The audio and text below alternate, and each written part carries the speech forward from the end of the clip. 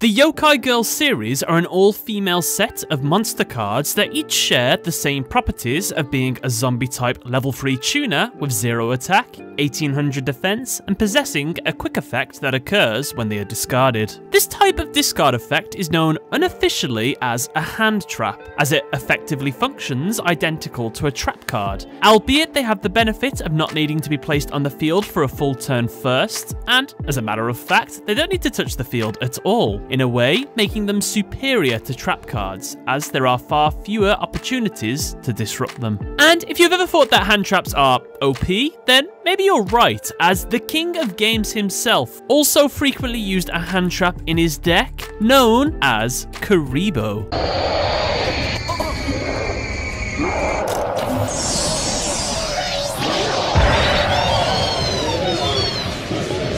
Karibo, お前のおかげで助かったぜ。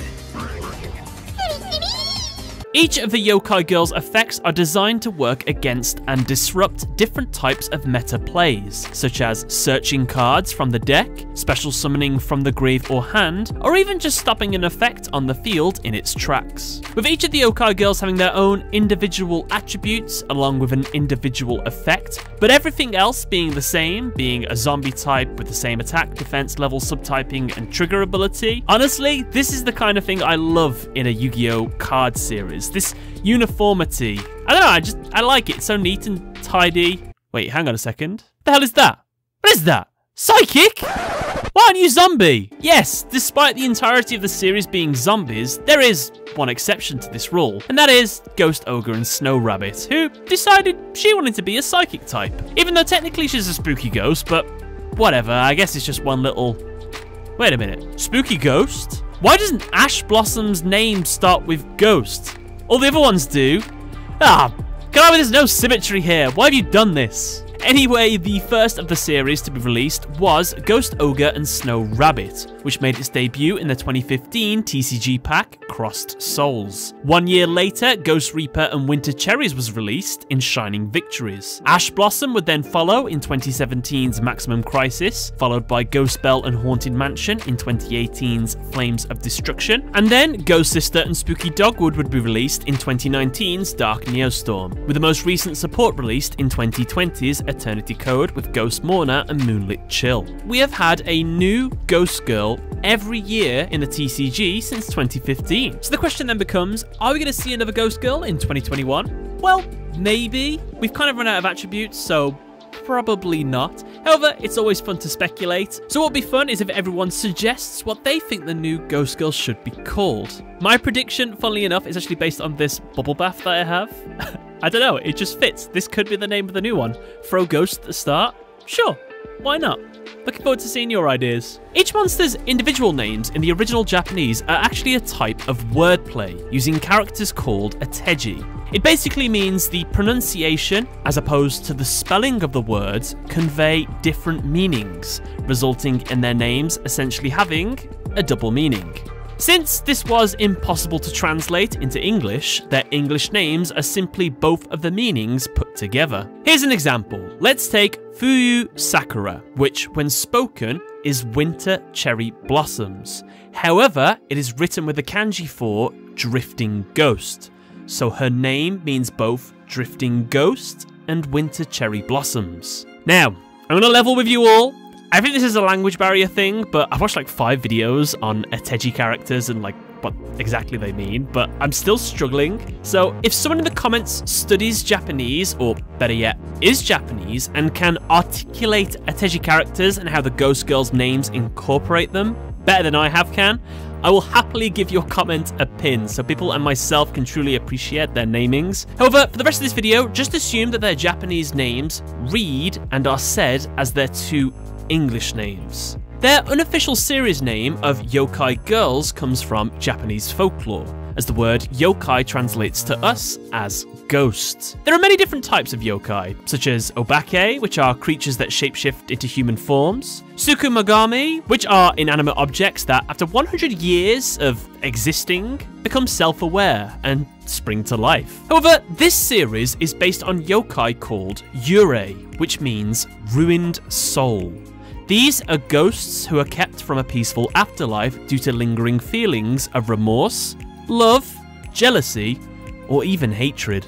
Knowing this, as you begin to look closer at each of the monsters, you can see in their expressions that each seems to harbour a different emotion that seems to reflect their unfinished business from their past lives. This is not just shown in the card's art though, it is also referenced in their in-game mechanics, as you could say that the monsters are in a state of limbo in the owner's hand. It is a place that they remain until what they seek occurs, where they can finally settle the issue to resolve the effect and move on quietly to the afterlife in the graveyard, finally able to rest in peace. So, now we know a little bit more about this series, let's take a look at each of the yokai girls, starting with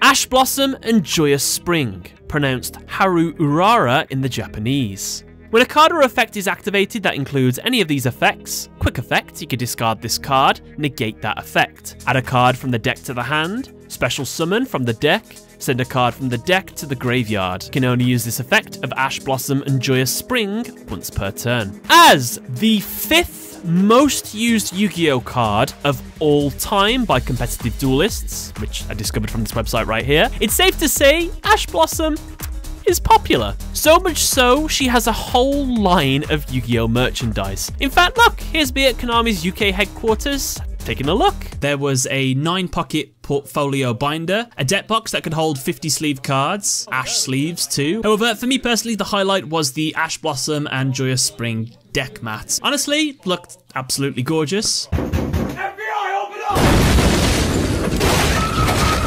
Ash Blossom has 2 artworks available. Both depict a young girl with dog ears and a tail encompassed by a cherry blossom tree. The details in the artwork allude to Ash being based on a Japanese story called Hanasaka Jisan. The story tells the tale of an old childless couple who had a dog that they loved more than anything in the world. One day, the dog dug a hole in their garden and unearthed, to their surprise, a box of gold coins. A neighbour who had witnessed this believed the dog had the power to find treasure, and so, lusting for wealth himself, stole the dog and told it to find wealth in his garden. However, the dog found nothing. In a fit of rage, he killed the dog and threw it into a fire, being so cold as to return the ashes of the dog back to the old couple.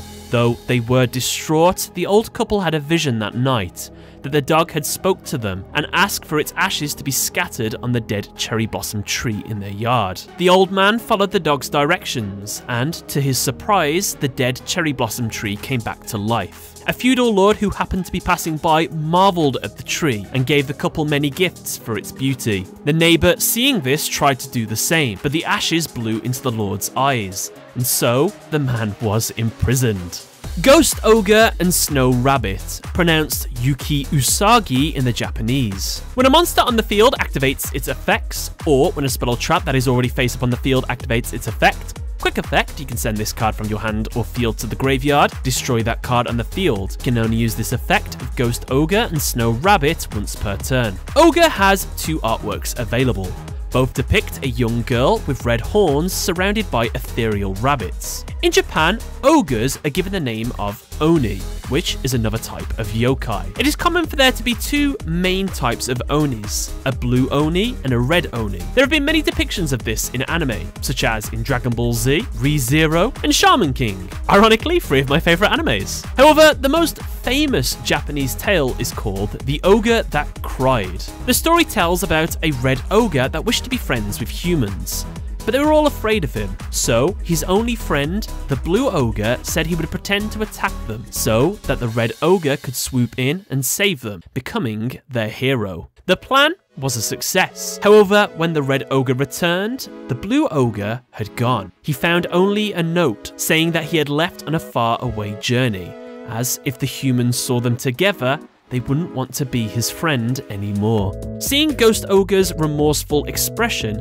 and knowing that all these monsters are departed spirits with unresolved feelings, perhaps she, as the red-horned ogre, once had a blue-horned friend. But now, after death, she feels sorrow from the loss of the one person who was truly her friend and had sacrificed everything just so she could be happy. Ghost Reaper and Winter Cherries. pronounced Fuyu Sakura in the Japanese. If your opponent controls more monsters than you do, quick effect, you can discard this card. Reveal one card in your extra deck, then look at your opponent's extra deck. Also, banish all cards in their extra deck with the same name as that revealed card. You can only use this effect of Ghost Reaper and Winter Cherries once per turn. Reaper has two artworks, both depicting a young girl in a white kimono wielding a scythe in front of a cherry blossom tree. This is actually the second of the Ghost Girls to feature a cherry blossom tree, which isn't too surprising as the cherry blossom is the national flower of Japan. However, what's unique about this one is, unlike Ash Blossom, whose tree is blossoming in the spring, Ghost Reaper's is alive and thriving in the winter. This is actually something that Sakura trees are very capable of doing. However, the use of winter and the fact she's wielding a scythe gives many allusions to her being the embodiment of a Shinigami, a supernatural spirit that leads humans towards their deaths. Side note, Ghost Reaper might have a relative card, or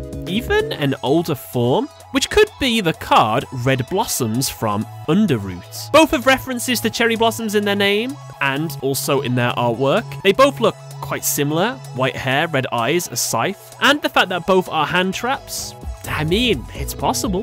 Ghost Bell and Haunted Mansion, pronounced Yashiki Warashi in the Japanese. When a card or effect is activated that includes any of these effects, quick effect, you can discard this card, negate the activation. Add a card from the graveyard to the hand, deck, and or extra deck. Special summon a monster card from the graveyard, banish a card from the graveyard. You can only use this effect of Ghost Bell and Haunted Mansion once per turn. Ghost Bell, too, has an alternate artwork. Both depict a young girl silhouetted in an otherworldly glow inside the mansion.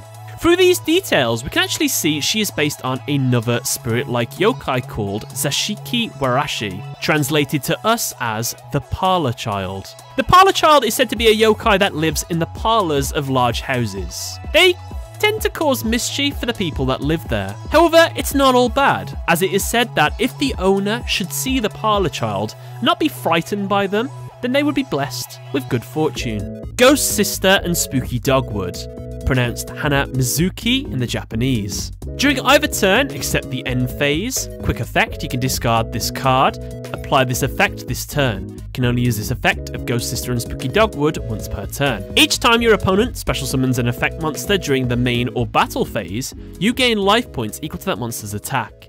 If you did not gain life points by this effect, your life points are halved during the end phase. Ghost Sister also has an alternate artwork. However, both the original and the alternate version are censored for international release, as they have had the head garment removed to avoid any religious connotations. However, what's odd about this is the fact that they've censored her artwork to stop her from looking like a nun, but her name of Sister still alludes to the fact that she is a nun. Perhaps they thought Sister could refer to an actual relative sister, but a bit strange. The tree depicted is actually a dogwood tree, which her name alludes to. It is flowering with pink petals. And of course, the name of dogwood is also shown by the spooky dog next to the wooden tree. Very clever. Ghost Mourner and Moonlit Chill, pronounced Sayo Shigure in the Japanese. If your opponent special summons a monster face up, except during the damage step, you can discard this card, then target one face up monster, negate its effects until the end of this turn. Also, if that face-up monster leaves the field this turn, its controller takes damage equal to its original attack. You can only use this effect of Ghost Mourner and Moonlit Chill once per turn. As the most recent Ghost Girl, sadly she is the only one not yet to have an alternate artwork. Not only that, but also every single Ghost Girl has been made into an official Yu-Gi-Oh playmat. Ghost Mourner is the only one not to have one. However, like the alternate artworks, it will most likely be available eventually. Maybe that's why she's crying. And with that, guys, that is the Ghost Girl archetype done. Let me know what you thought in the comment section below. Who is your favorite Ghost Girl? In terms of artwork for me, it's got to be Ghost Ogre and Snow Rabbit, but in terms of lore, probably Ash Blossom and Joyous Spring. Before we go, I'm going to give a huge thank you to the people that help support me and make these videos possible. Firstly, thank you to those that give that little bit extra. Nemochan77, Daniel Toms, thank you very much. As well to my YouTube and Gold backers, Zach30, Michael Waklorski, Stefan Pole, Silver Defender, Danny Bound, Ignis Drasil, Yu-Gi-Oh! Everything, Goosey Q, Riaz Gremory, Yokaido Kenya, Queen Elizabeth Denise Leggin, Yugioh, Jeremy Pontier, and Ian Smith. Thank you for your extra support, as well to my silverbackers too. Thank you very much. But, other than that, thank you all for watching. Catch you later.